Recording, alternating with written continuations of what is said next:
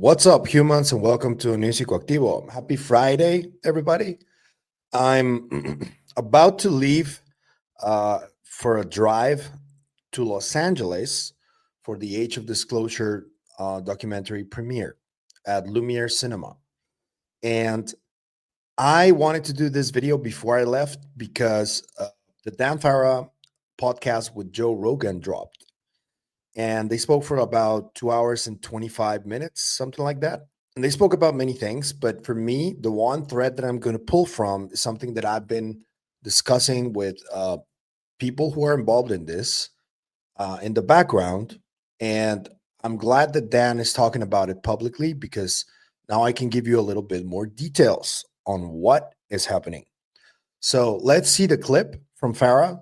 This has to do with President Donald Trump and Dan Farah saying that he believes that President Donald Trump might say something after the film premieres, which should be sometime before the end of the year. So I will show you this, and after that, I'm going to tell you a little bit more information of what I know about this. So here it is. And what I think ultimately is going to have to happen, and I wouldn't be surprised, man, if it happens soon after the film comes out, I think a sitting president has to step to the microphone and say definitively, humanity's not alone in the universe. We have recovered technology of non-human origin. So have other nations. There is a high stakes secret Cold War race to reverse engineer this technology. We need to win this race, and the U.S. intends to lead in this new chapter. I think that needs to happen, like a level set of basic facts. And I really do think it will happen. Well, if that is going to happen, I think Trump might be the only guy that's willing to do something crazy. I think it's very likely that he does that. I know that he is aware of the film. I know he's aware of what people in his administration say. Has he watched it? You know that? He has not watched the film, but I know he's very aware of it. And I know that they are discussing internally how they're going to react to the film publicly. And I also know that he has very recently tasked Tulsi Gabbard with getting to the bottom of the situation and finding out for him what he needs to know that he doesn't know. Really? Yeah. And as Rubio said in the film, Rubio says on camera, on the record, on the film, that this has been kept from sitting presidents. And he goes into detail on how that's been done and how it's the career bureaucrats in certain elements of the government that control this information and just wait presidents out and don't feel like they have a need to know. Right. Well, there were some people that tried to find information out in the beginning of the Trump administration. Who was it? There was someone that talked about it on record and said he was told at every turn that you don't have the clearance. Yeah.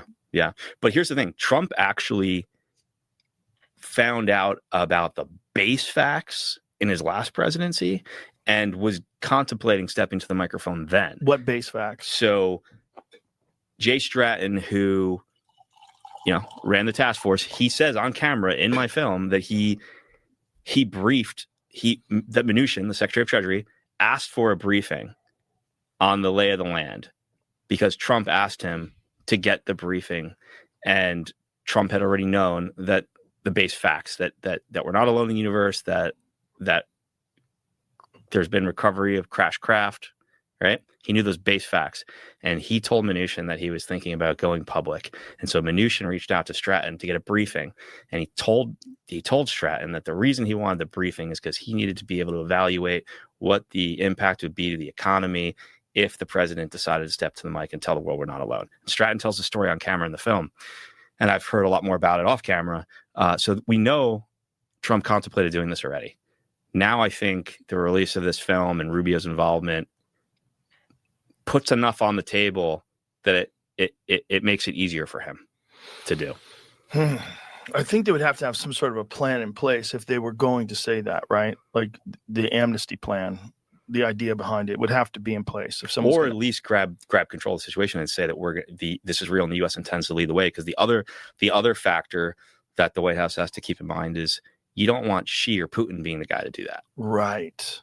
You don't want them to have that moment, right? Right. Something I was thinking about with regards to that moment of a president stepping to the mic, when we entered the space race, Kennedy gave that big famous speech, right? He was like, we're going to lead in space. technology, like, space technology, like nuclear technology, has no conscious of its own. It's up to man to use it for good or bad, and we're going to make sure it's used for the betterment of all mankind, and we're going to lead the way. That was his whole rallying speech, right? And it made the whole scientific community be like, we're going to help the U.S. win, like, rah rah rah, right? I think that's needed in this race. Like, we need all the support of the scientific community, of academia, the kids coming out of MIT. We need them putting their brain power towards this, and I think the White House knows that. And it's also the greatest. That's the greatest TV moment a leader could have in the history of humanity.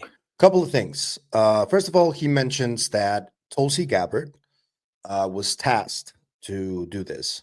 I've been speaking to people who know about this, and that told me the same thing, that yes, Tulsi is the one leading it, but it's a whole group of people who are constantly gathering data for Trump and leaving it in his desk. And he hasn't made a decision yet, according to what I'm told. The current situation with the Epstein files and all that, that is stalling whatever may happen or may not happen after the film comes out. So that's one, right? The other one is, where does this plan come from originally? And I did mention this in my previous video, that back in the 90s, the Clinton family had the plans to look into this. Bill Clinton was denied. And then after him, there was Bush Jr. And then there was Obama. And the ones who were like adamant to do this were the Clintons, because they even got involved with the Rockefeller family. And their plan was to, deliver disclosure after Hillary Clinton won the elections. The thing is, things went haywire in 2016 when Donald Trump won the presidency, and that plan seemed like it was stalled. And a lot of people who were involved in that plan are part of the Age of Disclosure film. And they still wanted to move forward with the plan, but they wanted to learn how to play ball with Trump and to understand his psyche. And Dan Farah is doing it here. The last phrase he said in this clip that I showed you was that would be the greatest TV moment for any president. And that is one of those hooks that can get Trump interested. Interesting to note that back in the first term from Trump, he already knew about this stuff and he was contemplating coming forward, talking about this. He didn't, though. The COVID pandemic happened and he stepped down, but he won again. So the plan remains as it was during the first term, I think. And this film is like the last ditch attempt from this group that wants disclosure to happen in a specific fashion to convince Donald Trump to say something publicly and to acknowledge that we're not alone and all that. I don't know what you guys think about this one, but yes, there is a plan. More specifically, over the last couple of years, the most data that has been collected has been during those last 2 years. And that's the plan. And some of these people that are working towards that are not very happy and eager for this to happen. Some of them even think that it will happen, just like Farah said here. Farah seems very convinced that it will happen. And that's the same feeling I get from the people that I'm speaking to, that Trump will say something. But let's think about what that means. What would happen if Donald Trump stepped up to the podium and said, ladies and gentlemen, we're not alone. There's an arms race going between China, Russia, and us, and we want to be the first. Given the current political climate, it's not just the Epstein files. Like, both of the parties in the US are completely divided. There is this deep disdain for what the Zionist government is doing in Israel. There's the Russia rivalry. There's the Ukraine situation. There's the Palestine situation. There's a lot of stuff happening. So the way that the current administration is handling all of that, it's not exactly the best. I think we can agree on that, right? Then there's the worldwide discrimination that is taking place, the division over philosophical ideas and ideologies in general. That's still happening too. And the current administration is not handling it well. That's just the reality of it. And the fact that this is happening, has taken away a lot of trust from President Trump. Over 50%, 60%, I would say, would not believe Trump if he came out and said, we're not alone. They would more than likely say, oh, he just wants to get out of the Epstein files debacle, or they would use any other excuse to justify not believing Trump. And I think that's where we're at. And I think the people that are doing this effort, trying to get Trump interested and trying to get him on that podium to say something, feel the same way. That's why I told you that what we need is not necessarily a sitting president saying that.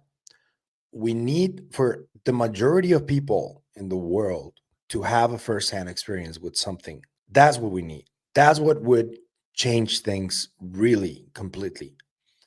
Although I disagree that it won't have any effect or that nobody would believe them, I still want to see Trump doing that. Any president, I don't care.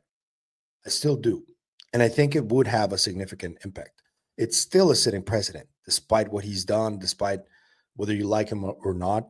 He's still a sitting president, and it would still have a major impact. And now with Dan, who is like pretty much on the inside here, that has been confirmed.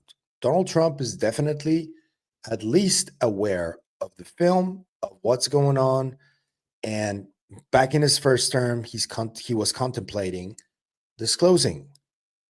I just wonder if he's contemplating it now. And just let me know what you think in the comments. What do you think the effect will be of this film? Do you think it will convince Donald Trump?